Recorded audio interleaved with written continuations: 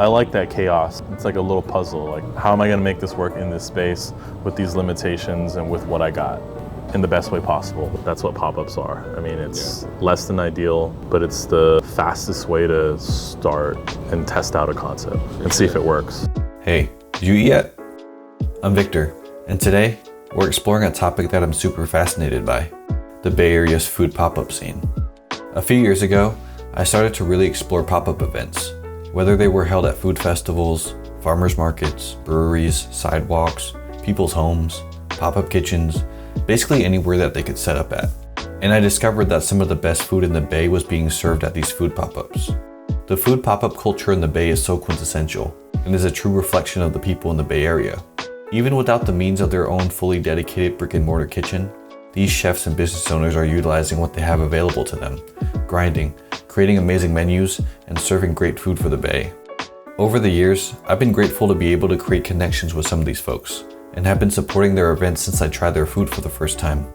In this episode, we're going to talk to some folks involved with the Bay Area's pop-up scene to learn more about the culture and visit some of my favorite pop-ups and events around the Bay. People have this notion with pop-ups that they're easy, but they're really not. It takes a lot of brand recognition. It's kind of like your one shot because you're introducing yourself to new consumers.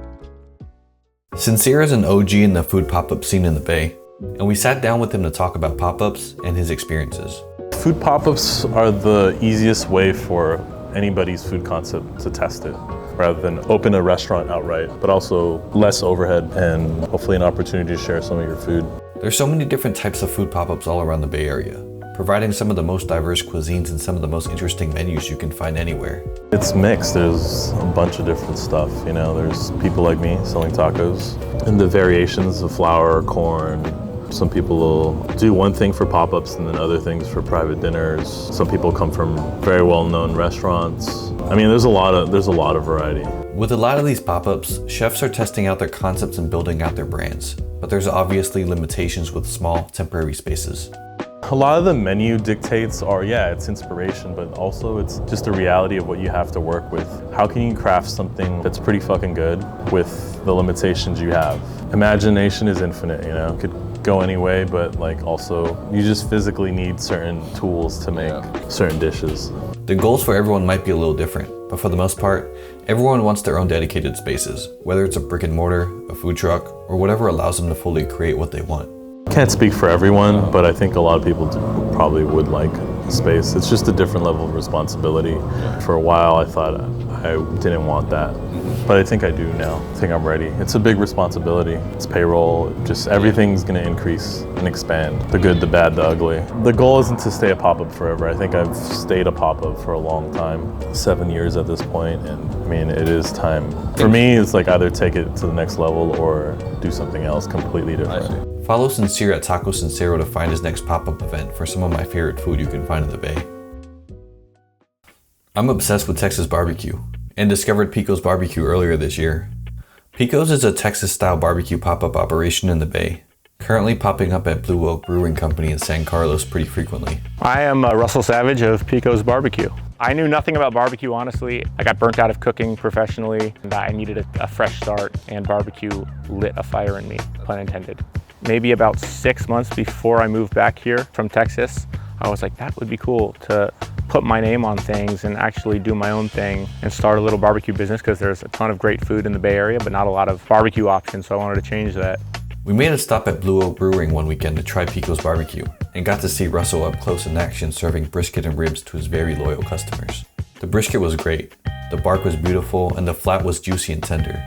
The ribs were perfect, had great color, perfectly smoky, tender but not to the point of falling off too easily. Definitely one of the best spare ribs I've had in a long time, especially outside of Texas. The sides were hella good too, and I was honestly surprised at how good the potato salad was. It's been really fun. It's a ton of work, but it's very rewarding. The gratification, you get from people enjoying the food that you've spent a lot of time on throughout the week preparing is amazing. Tons of things to learn, a lot of things that I feel like I could then take with me onto a restaurant setting or to a food truck. Just fun to get barbecue into as many mouths as possible. There's so much good food here. It's a lot of eclectic taste buds that are eating here. So I think it brings everyone up to another level. With the rise of Texas-style barbecue in the Bay Area, Russell actually spent some time in Texas, soaking up a ton of great experience with some of the best. My first job was at Terry Black's in Dallas. I trained in Austin, was part of the opening team in Dallas. I was able to touch thousands and thousands of briskets and beef ribs and stuff like that, so it built those crucial reps that are so hard to learn if you're not doing high volume. A full episode highlighting Texas barbecue in the Bay is coming, but we had to mention Pico's as one of my favorite food pop-ups in the Bay right now. I'd love to have a restaurant, honestly. That would be really fun. But right now, just do more pop-ups, get the name out there, keep grinding, and seeing where that'll take me for now. Check out Picos BBQ's Instagram to find his next pop-up. Provecho is one of my favorite pop-up operations in the Bay, and we've highlighted Adair's food in the past video before. Adair is hella active in the pop-up scene out here, and has served his food from a ton of different venues and spaces, and even hosting private dinners from time to time. Provecho is a Oaxacan pop-up, where Adair is trying to push the envelope on Oaxacan cuisine. He's also incorporated a lot of smoked meats and fresh seafood into his menus, and I've been able to try so many different types of food from him over the last few years, including tacos, memelas, smoked meat plates, and even intimate dinners with a full course menu. I've always walked away satisfied after finishing his meals, and it's always fun to see what his menu features each week. Provecho is currently fundraising for efforts to open up a permanent space, so please help out if you can, and check out his Instagram for his upcoming pop-up schedule. There's a lot of good burgers in the Bay, and Smash makes one of my favorites. Smash burgers have exploded onto the pop-up scene in the Bay Area over the last several years, but Smash stands out. Led by Chef Vic, Smash has been around for a few years now, popping up all around the Bay. I stopped by Temescal Brewing for one of their pop-ups and got to try some of their burgers. The Signature, which has perfectly smashed ground patties, American cheese, grilled onions, pickles with their special sauce, served on some toasted potato rolls. This is my favorite type of burger, just simple and delicious. We also got their Wow Burger, which had a white American cheese and a mayonnaise relish based white sauce. Just really, really good stuff. Smash also serves up other creative menu items sometimes, like a Vietnamese inspired duck beef burger, and some collaborations with other local spots like El Garaje with their well-known birria. Hit up their Instagram for their upcoming pop-up schedules. You can find them at Outside Lands this year too. White Noodle is a Lanzhou noodle pop-up by William Limdo, who spent time in Lanzhou to study noodle making. His pop-up started in late 2020, which garnered a waitlist of thousands. It took me years to finally get my hands on the noodle kit, and I was so excited to finally try it. The menu consists of his Nejiang Sweetwater noodles, an homage to his noodle studies in Lanzhou, while highlighting a noodle dough technique that's native to Nejiang, and also incorporating his experiences with California cuisine and ingredients. The kit comes with all the ingredients well organized and prepared, with very clear instructions of how to prepare the noodles. Mix well and enjoy. No lie, one of my favorite things I've ever eaten. Just full of so many flavors, the noodles were amazing, and it was just a perfect example of how something so seemingly simple and humble could be so delicious. I was also able to get a jar of his chili oil, which I use on everything at home. I can't wait to get my hands on another noodle kit, and we really need that permanent noodle shop from White Noodle soon. Puku Cheesecake was one of the hottest pop-ups that blew up over the pandemic, when founder Charles Chen decided to start baking Japanese-style Bass cheesecakes out of his apartment. This was just a hobby for him at first during the pandemic, and has exploded into one of the most sought-after food items in the entire Bay Area. I was able to get my hands on one of these for the first time at the end of 2021, and it was such a great way to wrap up that year. Since then, Puku has played around with more seasonal flavors, and I was able to pick up a Vietnamese coffee flavor from Charles recently. What separates Puku is the high quality ingredients and attention to detail. I've tried so many imitators over the last few years, but it's never as consistent. The texture is insane. Every bite is unbelievable. It's one of those things that truly exceeded my expectations when I first tried it. Check out his Instagram page to find out where you can grab one of his cheesecakes during his weekly drops.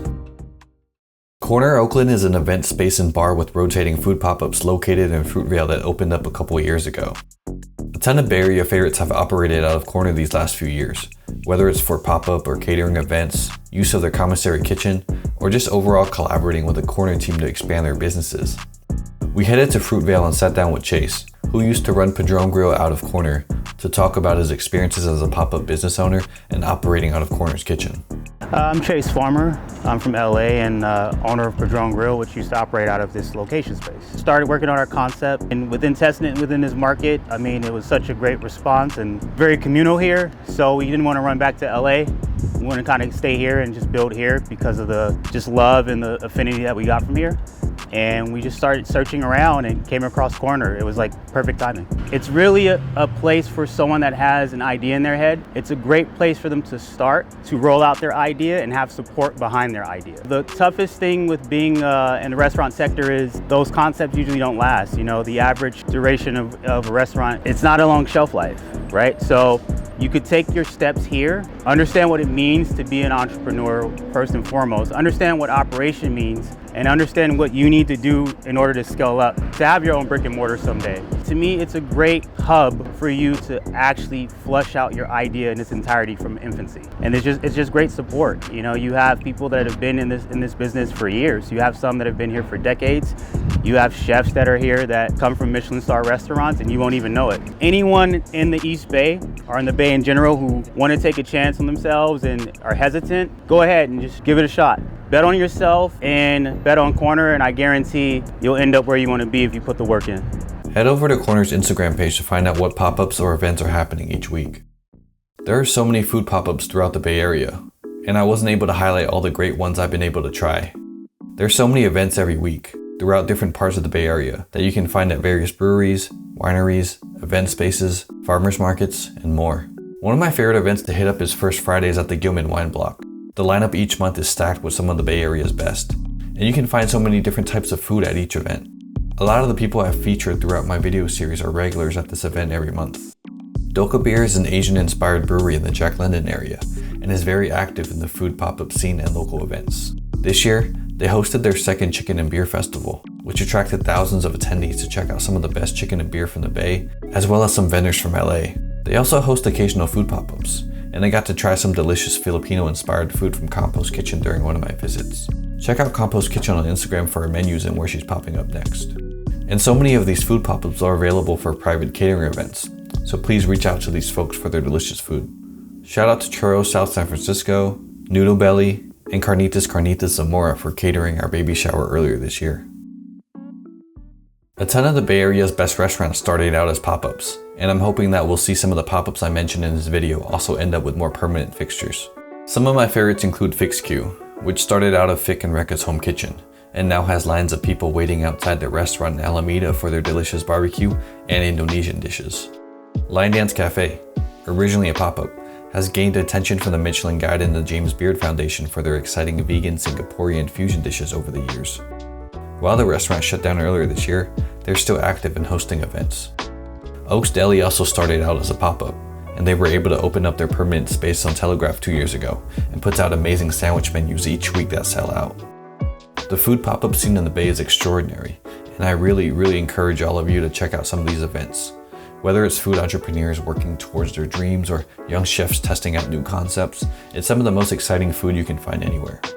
Thanks for watching this episode highlighting the food pop-up scene in the Bay Area, and I'll see you next time. Peace.